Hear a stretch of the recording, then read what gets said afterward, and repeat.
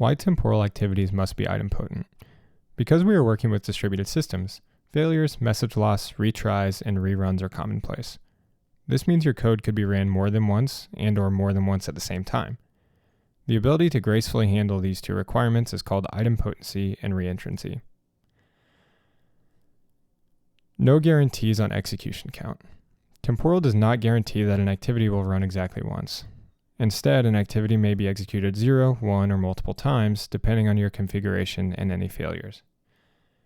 For example, if a worker successfully completes an activity but crashes before notifying the temporal service, the completion is not recorded in the event history. Temporal will then retry the activity, potentially causing it to run again, even though it already completed once. If the activity is not idempotent, this can lead to unintended side effects, such as duplicate charges in a payment system or duplicate records in a database. In relationship to retry policies, the max attempt setting on an activity's retry policy directly impacts execution behavior. If you set max attempts equals 1, then if the activity task or its completion message is lost, the activity may not run at all, or it may run but never be recorded as completed. In this case, though, it won't run more than once. On the other hand, if you set maximum attempts greater than 1, then the activity may be retried multiple times, and due to failures or timeouts, it could be executed more than once, even if it already succeeded previously, but the success message got lost. Reentrancy and zombie activities. Activities must also be reentrant, meaning they can be safely started again even if a previous execution is still running or has partially completed. In Temporal, it's possible for a zombie activity to be running when another task starts.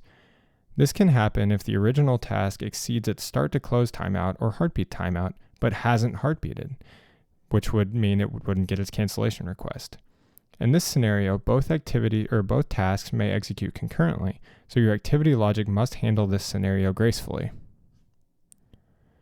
Considerations for workflow retries and resets. As a small heads up about a non-standard scenario, the idempotency characteristics can become more complex when considering workflow execution retry policies, workflow execution termination, or workflow resets. In these cases, the same activity may be scheduled again, potentially with a new workflow ID or run ID. Therefore, idempotency keys should be based on business logic or input arguments, not just on system-generated identifiers. For example, using a combination of business-relevant fields such as order ID or client ID ensures that retries or replays do not result in duplicate side effects. In summary, there's a few bullets.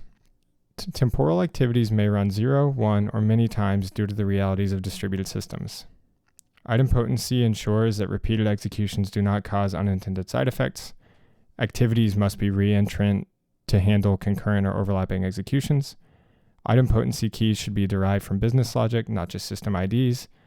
In summary, designing activities with these principles in mind is essential for building reliable and correct applications on Temporal.